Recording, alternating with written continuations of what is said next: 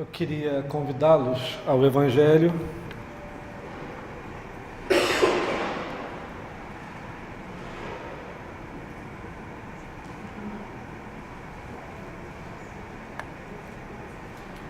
Evangelho de Lucas.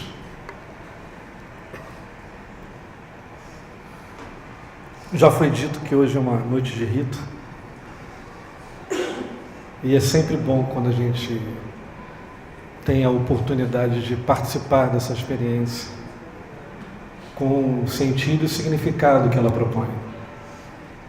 E eu queria pensar com vocês no Evangelho de Lucas, capítulo 24,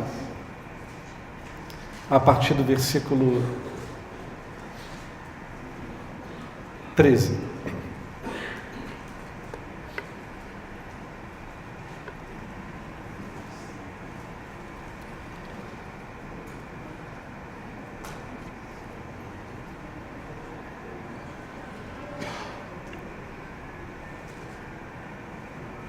E eu vou tentar ler sem parar, não é, Ariane? Acho que foi há 2 semanas atrás eu comecei a ler aqui, aí fiz uma pausa assim, que eu achei que fosse durar só 2, 3 segundos. Aí virou 10, virou 15, virou 20, eu falei, vou ter que falar alguma coisa, porque eu não estava enxergando mais nada. Estava tentando me achar aqui e não conseguia me achar, mas aí eu consegui, depois de uns 45 segundos de silêncio, falei, não, está aqui. E eu vou fazer de tudo para poder ler sem me perder, falou? Se eu perder, você fala qual é o versículo, tá bom, Tiago? Vamos lá. Lucas, capítulo 24, versículo 13, diz assim: naquele mesmo dia, 2 deles estavam de caminho para uma aldeia chamada Emaús, distante de Jerusalém, 60 estádios, e iam conversando a respeito de todas as coisas sucedidas. Aconteceu que, quando conversavam e discutiam, o próprio Jesus se aproximou e ia com eles. Os seus olhos, porém, estavam como que impedidos de o reconhecer. Então lhes perguntou Jesus: que é isso que vos preocupa e de que ides tratando à medida que caminhais? E eles pararam entristecidos. Um, porém, chamado Cleopas, respondeu, dizendo: és o único, porventura, que, tendo estado em Jerusalém, ignoras as ocorrências destes últimos dias? E lhes perguntou: quais? E explicaram o que aconteceu a Jesus, o Nazareno, o que era varão profeta, poderoso em obras e palavras diante de Deus e de todo o povo, e como os principais sacerdotes e as nossas autoridades o entregaram para ser condenado à morte e o crucificaram. Ora, nós esperávamos que fosse ele quem havia de redimir a Israel.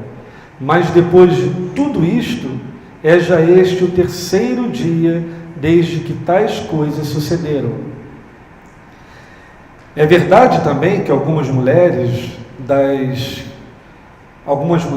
que conosco estavam nos surpreenderam, tendo ido de madrugada ao túmulo, e não achando o corpo de Jesus, voltaram dizendo terem tido uma visão de anjos, os quais afirmam que ele vive. De fato, alguns dos nossos foram ao sepulcro e verificaram a exatidão do que disseram as mulheres, mas não o viram.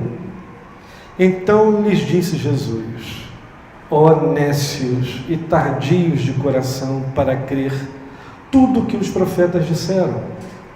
Porventura não convia que o Cristo padecesse e entrasse na sua glória? E começando por Moisés, discorrendo por todos os profetas, expunha-lhes o que a seu respeito constava em toda a Escritura. Quando se aproximavam da aldeia para onde iam, fez ele menção de passar adiante, mas eles o constrangeram, dizendo: fica conosco, porque é tarde e o dia já declina. e entrou para ficar com eles. E aconteceu que, quando estavam à mesa, tomando ele o pão, abençoou-o e, tendo partido, lhes deu. Então se lhes abriram os olhos e o reconheceram, mas ele desapareceu da presença deles.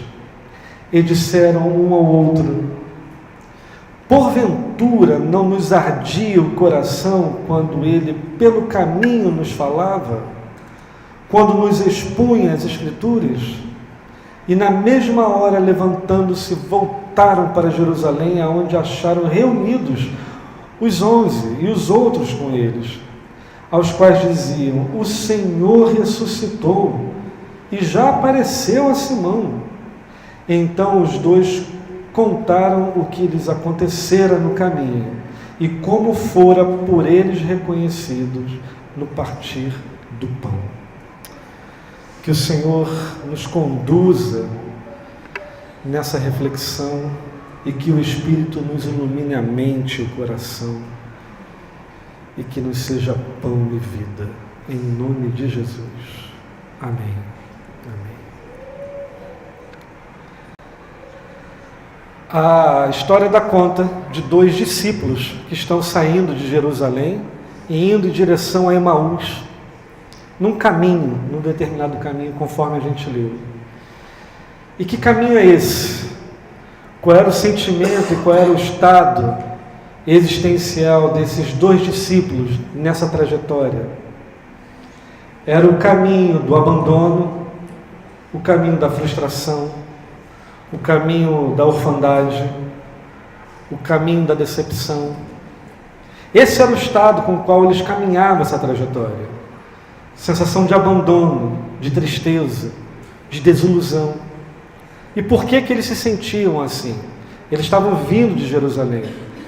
Eles carregavam a expectativa que, ao chegarem em Jerusalém com o Mestre Jesus, eles teriam acesso a um novo estado, uma nova ordem geral das coisas, que as coisas poderiam mudar a partir dali, que a mentalidade, o espírito e o coração daquelas pessoas de fato pudessem se transformar, porque a cidade acabava de receber Jesus, o Mestre. E, no entanto, não foi isso que aconteceu. A cidade acabara de matar Jesus. E tudo aquilo que eles sonhavam, que eles esperavam, tudo aquilo que eles depositaram de esperança na pessoa de Jesus, foi por água abaixo. Passaram a sentir uma profunda frustração, abandono, isolados, atormentados, não tinham mais qualquer esperança, porque tudo aquilo em que eles confiavam havia acabado de padecer. Esse era o caminho que eles trilhavam. De Jerusalém para Emaús, estavam os 2 discorrendo sobre coisas, mas carregados dessa sensação. E a palavra dá conta que o próprio Jesus passa a andar com eles nesse caminho. Os encontra nesse caminho e passa a trilhar com eles. E Jesus pergunta: olha só, o que é isso que vocês vão conversando à medida que estão caminhando? Aí é uma resposta meio indignada: poxa, será que só você, sendo peregrino aqui em Israel, porque naquele momento eram dias de festividade em Israel, então havia uma grande afluência de pessoas nas localidades, nas vizinhanças, que atravessavam para poder estar em Jerusalém. E eles falam: será que só você, sendo peregrino aqui, não está sabendo o que aconteceu nos últimos dias? Aí o mestre: quais? Não estou sabendo, diz aí. E eles passaram a discorrer o que aconteceu. Que pegaram o nosso mestre Jesus, varão, profeta poderoso diante de Deus, e os nossos mataram, fazendo tudo aquilo. Vocês não se deu conta disso? Vai me falando. E eles passaram a narrar a história, toda ela verdadeira, a história que eles vivenciaram e experimentaram naqueles dias. E o interessante é que a palavra fala aqui que eles não conseguiam perceber quem era que estava do lado deles. Não foi possível a eles entender e reconhecer quem era que estava do lado deles. E uma das razões para isso acontecer é que quando o olhar, a mente, não está preparada para reconhecer a verdade, ainda que seja óbvio bastante, ela não reconhece. Porque ela está presa num padrão de interpretação que não permite a ela reconhecer novos padrões, novos paradigmas, novas possibilidades. Então esse é um dos primeiros motivos. A mente estava focada e presa a um padrão que não se abria diante do novo. E o segundo motivo, e talvez o principal deles, é porque Jesus havia ressuscitado. Havia passado por uma experiência tremendamente extraordinária. Havia sido morto e ressurgiu. Ressurreto, ressurreição. Ressurreição modifica as marcas da nossa história. A marca que o tempo deixa na nossa história, ela é modificada, ela ganha outro tom, ganha outra cor durante a ressurreição. Por isso que eles estavam com ele, mas não conseguia discernir. Mais à frente a gente dá conta que eles falavam, não lhe ardia o coração? Conforme ele ia falando, você não ia sentindo algo de estranho? Ou seja, tinha algo de Jesus ali, mas eles não conseguiam perceber, porque ele havia passado pela ressurreição. E é nesse momento que Jesus pergunta para ele, fala aí, o que está acontecendo de fato? E um deles raivosamente responde dessa forma: não é possível que você não saiba, não é possível. Todo mundo aqui está sabendo, só você que não? Como é que é isso? Me conta aí. E passou a falar. E qual é a resposta de Jesus para essas pessoas? Nécios. Que quer dizer assim, olha, vocês são embotados, tardios de percepção. Vocês não conseguem juntar um em um. Há um atraso na percepção de vocês. Há uma lentidão para perceber a realidade. Nécios e tardios. E aí Jesus passa a discorrer sobre ele tudo que a Escritura oferecia de conteúdo acerca dele. E a partir de Moisés, profetas, foi falando tudo que acerca dele falava. E no final, Jesus faz que vai seguir a caminhada dele, mas os discípulos constrangem Jesus a ficar. E Jesus fica, e no partir do pão, eles reconhecem Jesus. E por que eu acho importante a gente estar falando sobre isso aqui, hoje, num dia de rito? Ou por que essa experiência que aconteceu no caminho de Emaús pode ser relevante para a gente? Porque eu acho que frequentemente a gente leva tempo para entender as coisas. A gente se atrasa na percepção das coisas frente à realidade dos fatos. Os discípulos estavam presos em suas histórias, em suas emoções, em suas memórias. No entanto, a realidade daquele momento já era completamente outra. Mas eles estavam lá agarrados, amarrados, prenhos da história passada, mas sem nenhuma oportunidade de carregar o fruto do presente, daquilo que de fato era realidade e era fato maior do que aquilo que havia acontecido no passado. É importante a gente considerar essa experiência porque nós somos tardios, nós nos atrasamos para perceber as coisas, demoramos, somos lentos para nos apropriar daquilo que já está à nossa disposição. A gente prefere trabalhar com a categoria do passado em vez de abraçar aquilo que é. Há uma distância entre o nosso tempo emocional, a nossa memória acerca dos fatos que ocorreram, e a realidade do que está acontecendo agora, a realidade do que é.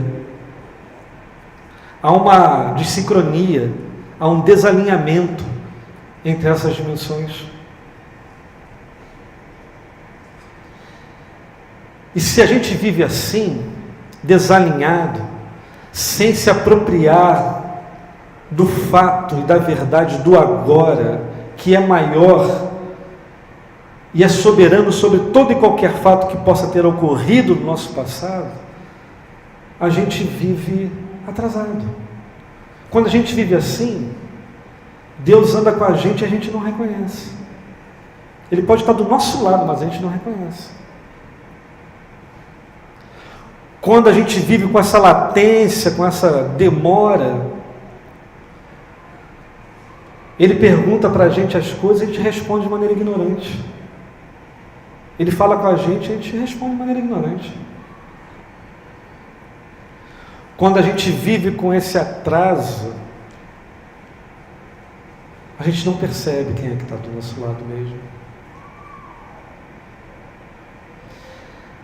Ele está tentando tirar a gente do caminho do engano e a gente fica pensando que ele está alienado. Ah, você não sabe de nada. Você não está sabendo das coisas. Eu sei, eu vivi. Eu depositei minha confiança, minha esperança. Larguei tudo, larguei família, larguei trabalho, fui atrás dele. E agora ele não está mais com a gente. E olha que interessante que discípulo é gente desmemoriada, né? Os caras viram Jesus ressuscitar mortos, curar cegos, curar leprosos. Não faltaram milagres, nem coisas do extraordinário. E ainda por cima nutriam uma expectativa de soberania nacional, política, estadual, que Jesus não nutria. Eles carregavam uma expectativa que não era de Jesus. Jesus falou, olha, quando o Filho do Homem for para Jerusalém, ele vai ser maltratado, vai ser espancado, vai ser humilhado, vai ser morto e vai ressurgir. Mas o discípulo não consegue ligar as coisas, sabe? São tardios no entendimento, atrasados no pensar. E como eu disse, se a gente vive assim, Deus está andando do nosso lado, a gente não percebe. Deus está falando com a gente e a gente está sendo rebelde. A gente fica achando que Ele não sabe das coisas. E não são poucas as vezes que a gente encontra a gente assim, que não consegue se apropriar da verdade que é maior e prevalente sobre qualquer fato histórico do passado. Jesus ressuscitou. Os caras estavam esperando uma soberania nacional, política, estadual, e agora Jesus era o rei dos reis, soberano de toda e qualquer civilização, na mente e no espírito, era algo tremendamente maior. Mas eles queriam a coisinha pequenininha, conforme eles esperavam. O convite é que a gente reveja as nossas crenças, os nossos enquadramentos, os nossos olhares, e tente aproximar, tente tirar essa distância entre o que já aconteceu e não vale mais, apenas como referência histórica. Não deveria de ter nenhum poder mais de nos congelar no presente,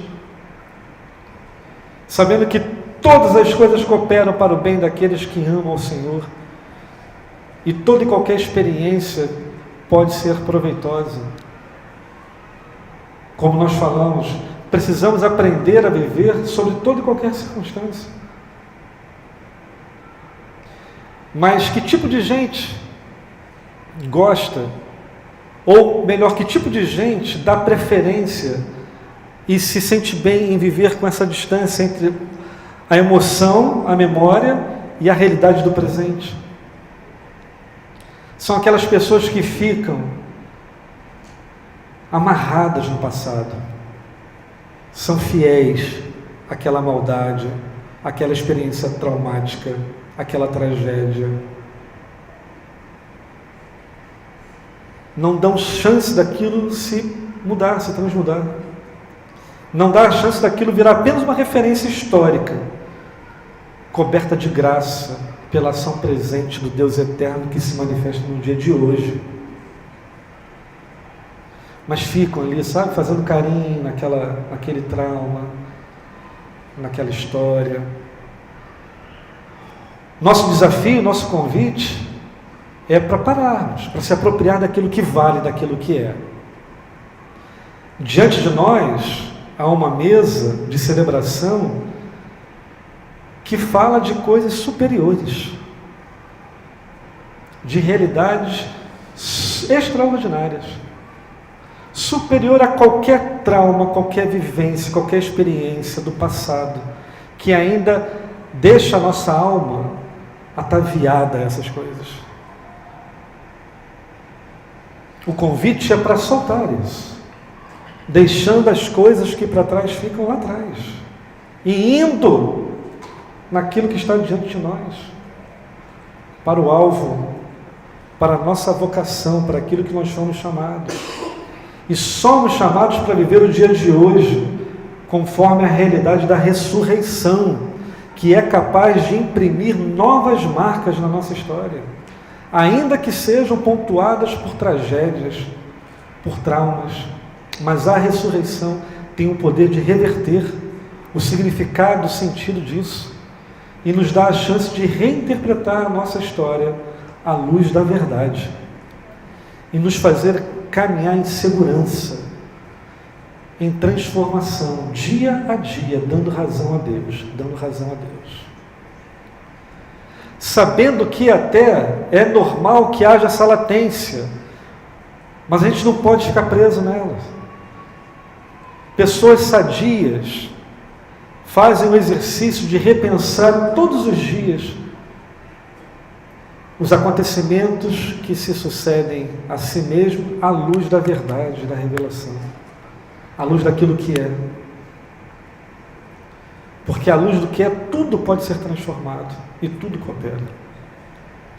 Então, tomara a gente não viva com essa latência na alma. Tomara a gente não fique preso às nossas histórias do passado. Porque aqueles discípulos estavam presos. Eles estavam vivendo a sexta-feira da crucificação. Mas já era domingo de ressurreição. Então, tomara hoje seja ressurreição para todo mundo. Essa mesa celebra isso. Ela diz que hoje é tempo de ressurreição. Não é necessário ficar preso ao passado. E talvez haja aqui muitos de nós presos às nossas histórias. E a gente vai valorizando, sustentando, empurrando essas histórias, vai fazendo carinho, em vez de entender que essas histórias ficaram no passado. E o que ela pode nos trazer hoje é uma referência grata, de graça, de sabedoria para o tempo presente. E nos convida a ir além, conforme a verdade da ressurreição. Então vamos hoje viver vidas ressurretas. Vivendo assim, as marcas do passado serão transformadas, serão reinterpretadas à luz do que vale, à luz daquilo que traz sentido e significação às nossas vidas. Vamos juntos, em nome de Jesus. Vamos ficar de pé?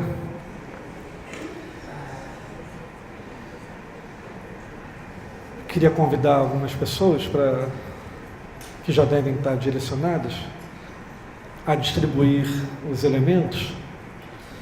E preste atenção aqui no que eu vou falar, por favor. Paulo fala acerca dessa experiência ser um momento de profunda apropriação de significado. São elementos simbólicos, é um ritual, é um símbolo, há uma simbologia aqui. E ela fala da consciência espiritual que nos habita. Jesus pediu para que fizéssemos isso até que Ele voltasse. Porque, como eu disse, discípulo é gente desmemoriada. Ele esquece das coisas. Ele viu Jesus fazendo um monte de coisa extraordinária, mas na hora lá não aguentou. É possível que para alguns de nós isso aqui nos dê a lembrança de ser o momento que se separa entre aqueles que podem participar e aqueles que não podem participar. Mas o fato que o convite é para todos. Porque ninguém pode participar. Não há ninguém aqui que seja digno de participar dessa mesa. Porque a garantia de participação desta mesa não está naquilo que você faz ou deixa de fazer, meu irmão. É naquilo que foi feito na cruz. É o sangue do Cordeiro que tira o pecado de todos nós. E a palavra fala para que, ao participar, você se avalie. E após se avaliar, venha e participe. Não é momento de divisão de quem pode e quem não pode, porque se a gente não pode, vai todo mundo embora. E eu sou o primeiro a passar por aquela porta. É uma mesa que fala da graça e de tudo aquilo que está ofertado a nós em Jesus. Remissão de pecados, perdão de pecados, vida nova nele, ressurreta, vida que não anda conforme o passado, mas anda em direção àquilo que está diante de nós, sustentado pela graça de Deus em Jesus. Então não é por mérito. Isso aqui não é uma mesa de demonstração de quem pode e quem não pode. É uma mesa de comunhão, aonde aqueles que andam mais rápido esperam aqueles que andam mais devagar. É onde aqueles que têm mais compartilham com aqueles que têm menos. Sendo assim, a gente se reúne para o bem, é o que Paulo fala.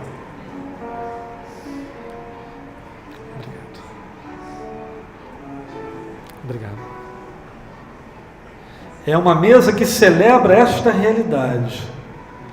A realidade que os discípulos no caminho de Emaús presenciaram, mas não se apropriaram de imediato.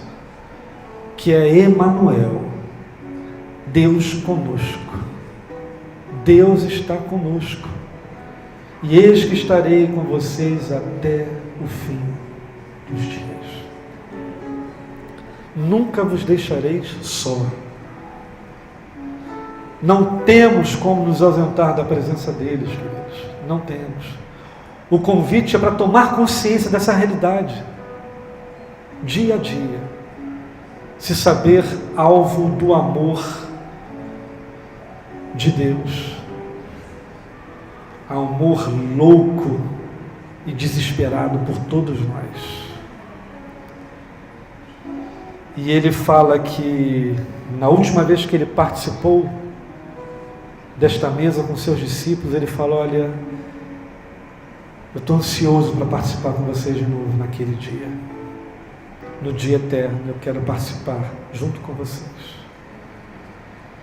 Então, ao participar disso, se aproprie de cura, se aproprie de uma mente sadia, se aproprie da possibilidade de renovar o entendimento nele e viver em verdade, em justiça, conforme a graça de Deus em Jesus, que nos purifica de todo o pecado. Tudo está consumado e feito. Vamos juntos. Na noite em que o Senhor Jesus foi traído, ele pegou o pão e, tendo dado graças, o partiu e disse: este é o meu corpo, que será maltratado em favor de cada um de nós. Todas as vezes que participarem disso, lembre-se de mim. Façam isso em memória de mim. E por semelhante modo, depois de haver ceado, tomou também do cálice, dizendo: olha, este cálice é o meu compromisso, é o meu acordo com vocês, é a minha palavra com vocês, é a nova aliança que eu tenho com vocês no meu sangue.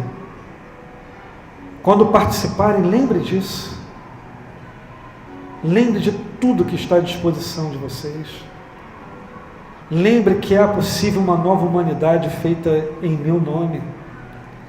Lembre-se que é possível viver em novidades de vida e não tacanhos numa mente que fica presa à história do passado. Lembre-se que é possível viver verdade todos os dias, conforme a graça de Deus. Todas as vezes que fizerem isso, façam em meu nome, lembre-se de mim.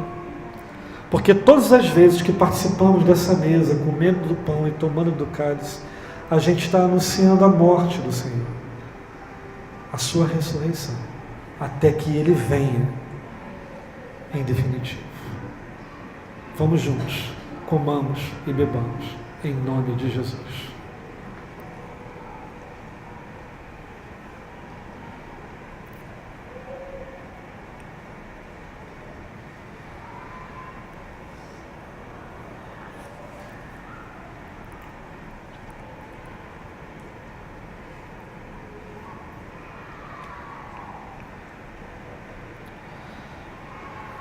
Aleluia.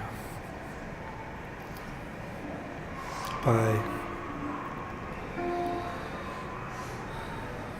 obrigado. Obrigado pelo seu amor, pela sua disposição de sempre nos querer, pelo seu cuidado, pelo seu carinho, pela sua direção. Dá que nossa mente, nosso espírito, nosso coração se abra inteiramente para se apropriar daquilo que é, Pai.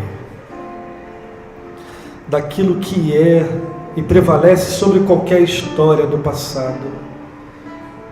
Para se apropriar da sua palavra que muda o nosso interior, que muda o nosso coração. Que todos nós aqui experimentemos a ressurreição no dia chamado hoje, no agora, Pai. E que o poder da ressurreição imprima novas marcas no nosso ser e na nossa história. Que nada tem o poder de nos parar no caminho, Pai. O Senhor disse que nada poderá nos tirar das suas mãos. Obrigado por este fato, Pai. Obrigado que ao participar dessa mesa a gente de fato tenha se apropriado de todo o bem do Senhor. Cura as nossas feridas, as nossas dores. Muda o nosso olhar, muda o nosso entendimento, Pai. E que assim a gente siga semelhante a Teu Filho, Jesus. Seja assim com cada um de nós. Em nome de Jesus. Amém. Amém.